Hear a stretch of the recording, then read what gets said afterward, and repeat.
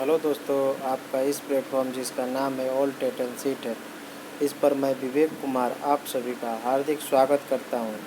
चलिए दोस्तों, आज हम लोग पढ़ते हैं। इसके पहले जो है स्थानीय स्वशासन में जो है देखे थे, दो प्रकार के स्थानीय स्वशासन होता है, जो कि एक ग्रामीण होता है, एक नगरीय होता है।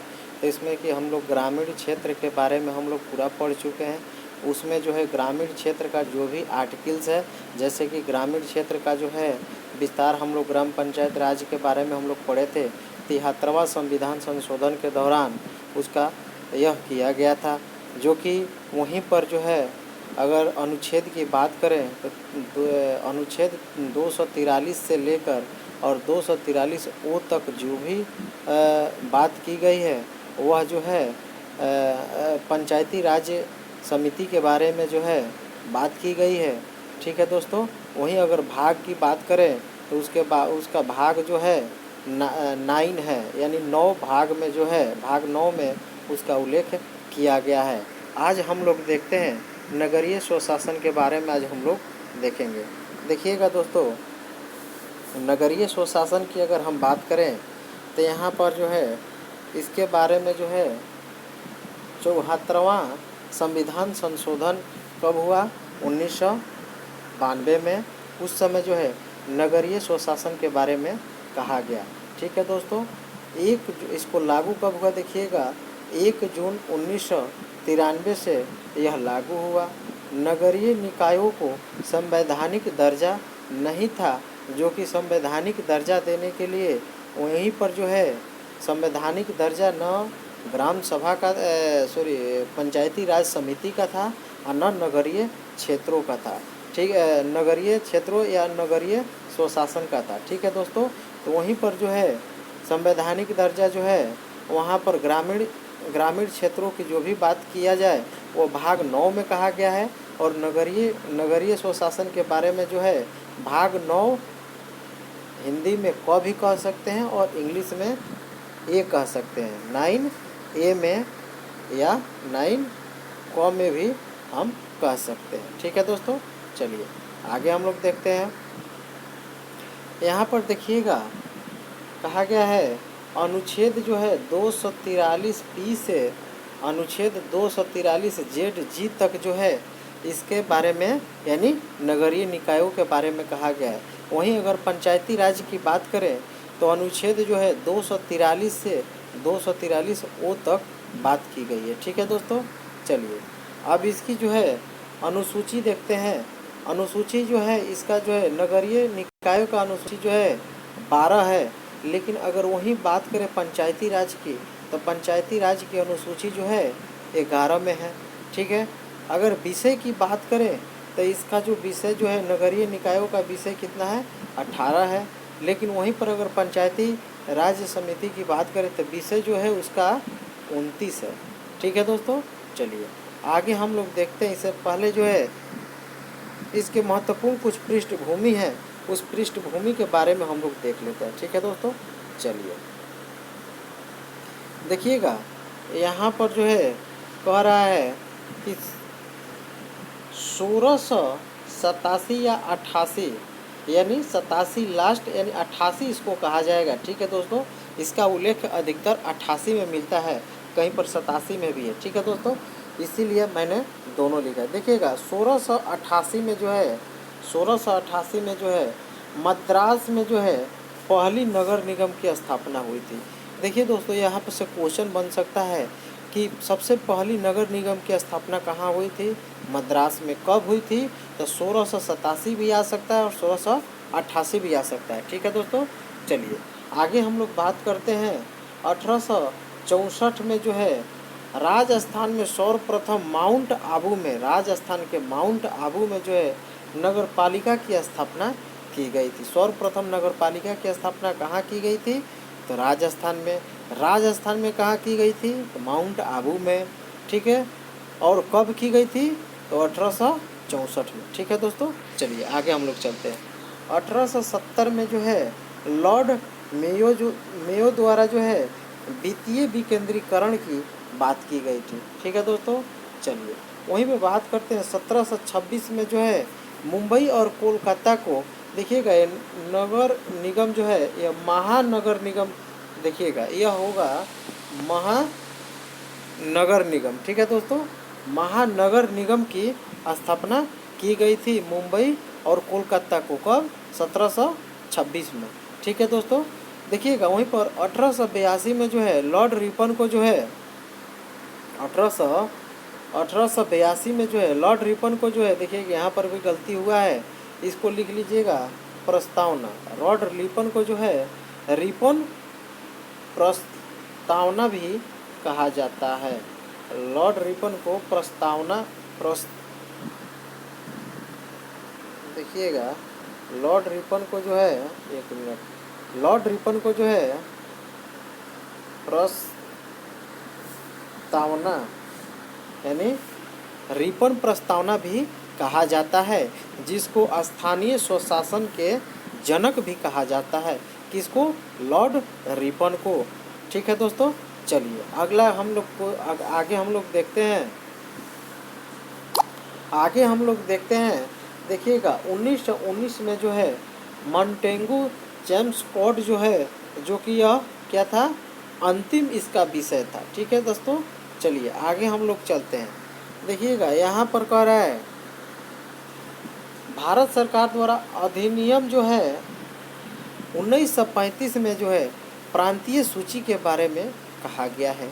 ठीक है दोस्तों, भारत सरकार के अधिनियम 1935 में जो है प्रांतीय सूची के बारे में कहा गया है। ठीक है दोस्तों, चलिए वहाँ पर देखिएगा वर्तमान में जो है नगरीय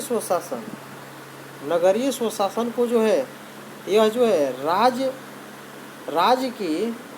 राज्य सूची के विषय है। यह जो है राज्य सूची के विषय है, यानी राज्य के ऊपर निर्भर है इसके बारे में। ठीक है दोस्तों, ये राज्य के अंडर आता है। ठीक है, चलिए वहीं पर अगर बात करते हैं, मैगस्थनीज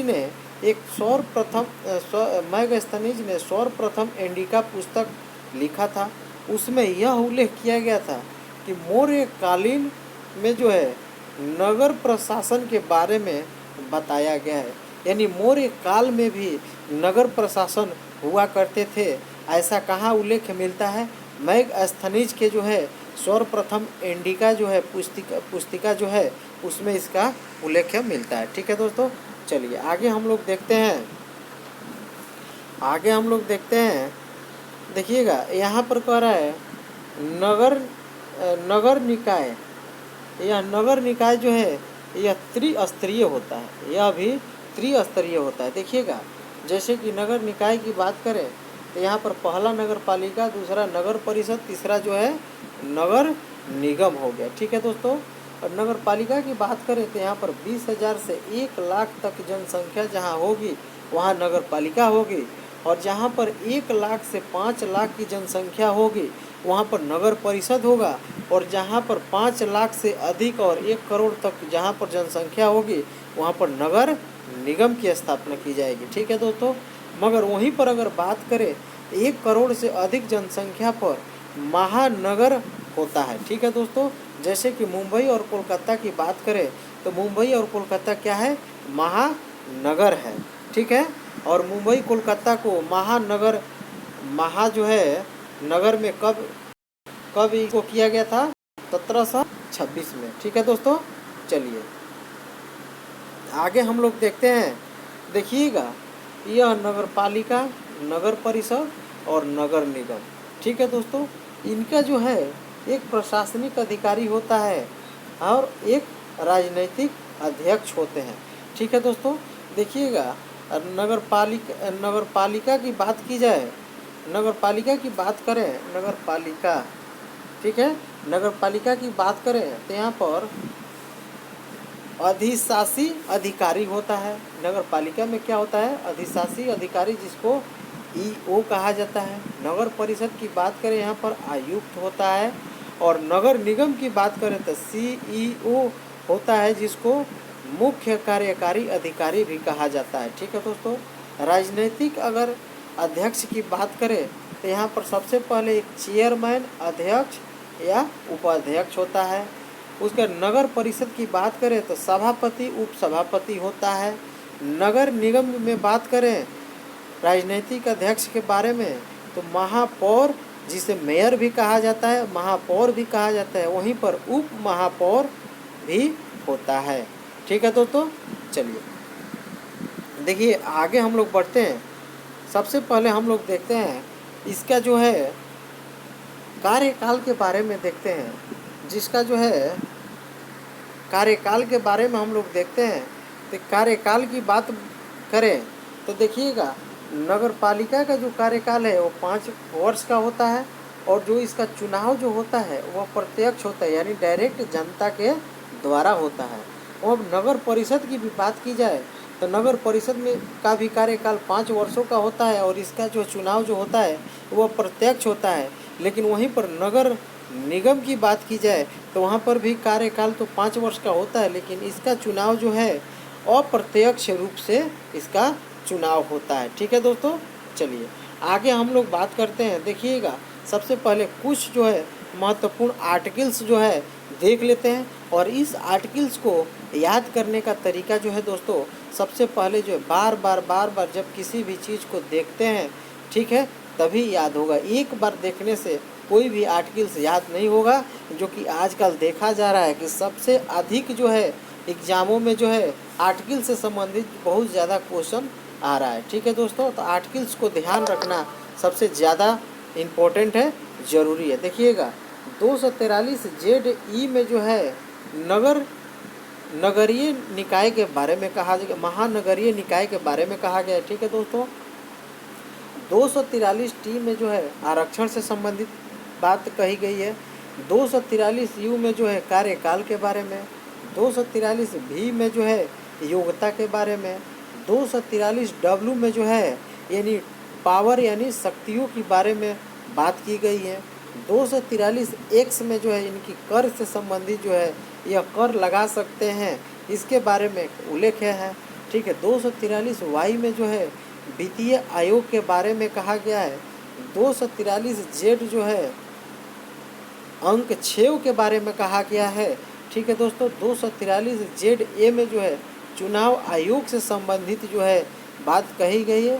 नगर निकाय, नगर परिषद, नगर निगम, इनके जो चुनाव होगा उनके चुनाव से संबंधित जो है 243 ZA में कहा गया है। ठीक है दोस्तों, 243 ZG में जो है न्यायपालिका के बारे में कहा गया है। ठीक है दोस्तों, वहीं अगर बात करें तो 243 ZD में जो है जिला आयोग या नियोजन समिति के बारे में कहा गया है। ठीक है दोस्तों, देखिएगा यहाँ पर हम लोग बात करते हैं, कुछ महत्वपूर्ण हम लोग बात करते हैं। देखिएगा 243 T में जो है आरक्षण से संबंधित बात की गई है, जो कि महिलाओं को 33% जो है आरक्षण देने का प्रावधान है।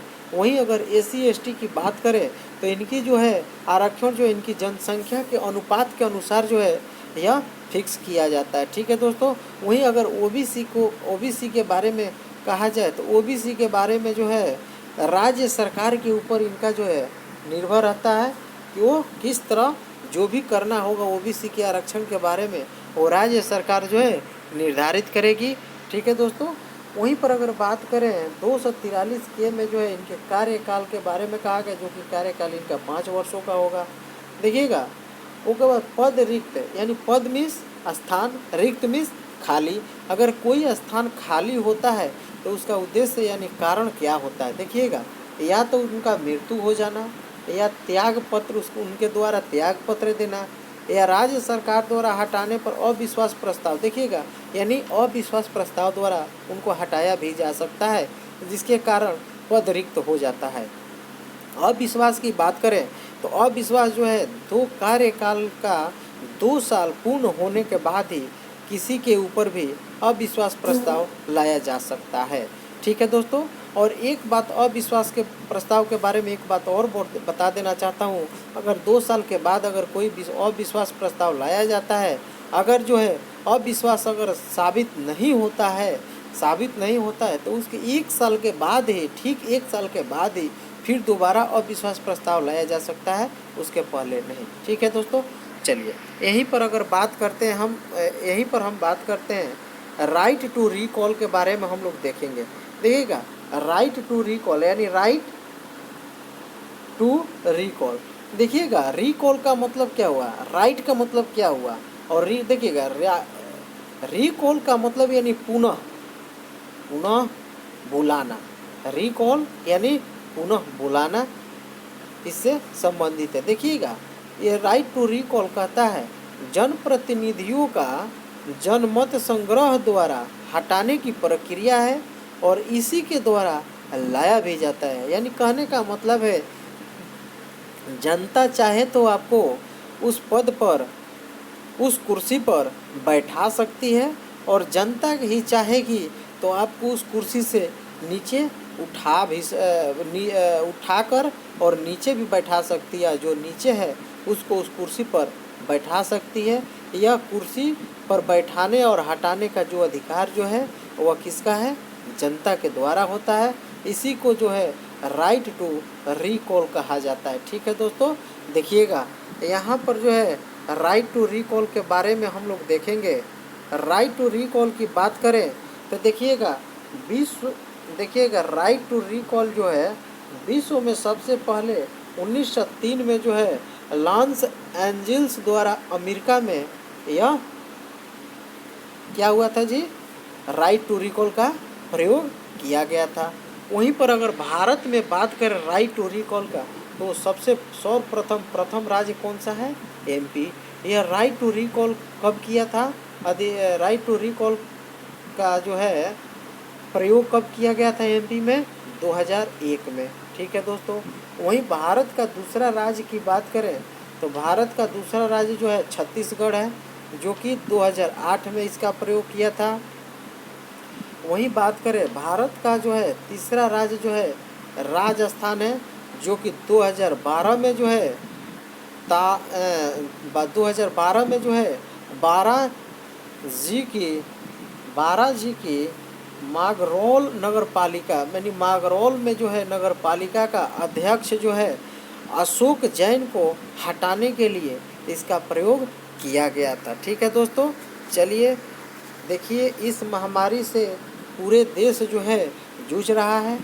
आई होप, जहाँ तक हमको उम्मीद है कि आप लोग अपने अपने घर में सेफ और सुरक्षित होंगे। जी हाँ दोस्तों, अभी अपने आप को सबसे ज़्यादा जो है सेफ और सुरक्षित रखने का ज़रूरत है। और देखिए जी हाँ दोस्तों, सबसे इम्पोर्टेंट बात मैं आपको बता देना चाहता हूँ कि जो भी सेल्फ स्टडी करने वाले जो भाई और बहन हैं उनको के लिए उन लोगों के लिए यह सबसे ज़्यादा सुनहरा मौका है, ताकि कोई भी आप कभी भी इस समय घर में पढ़ने बैठिएगा, आप सेल्फ स्टडी कीजिएगा, उस समय आपको घर का भी कोई भी सदस्य आपको डिस्टर्ब नहीं करेगा।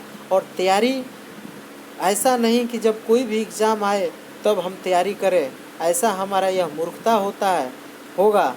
ठीक है, हमको एग्ज़ाम जब भी आना होगा, जब फॉर्म निकलना होगा वो निकलेगा। हमारा काम है तैयारी करना, अपना जो है काम जो है कर्तव्य हमारा क्या है, तैयारी करना, पढ़ना। अपना काम करते रहिए, फल की चिंता न कीजिए। ठीक है दोस्तों, चलिए इसी के साथ ही मैं विदा चाहता हूँ। तब तक के लिए बाय बाय, टेक केयर, नमस्कार, जय हिंद, जय भारत, वंदे मातरम।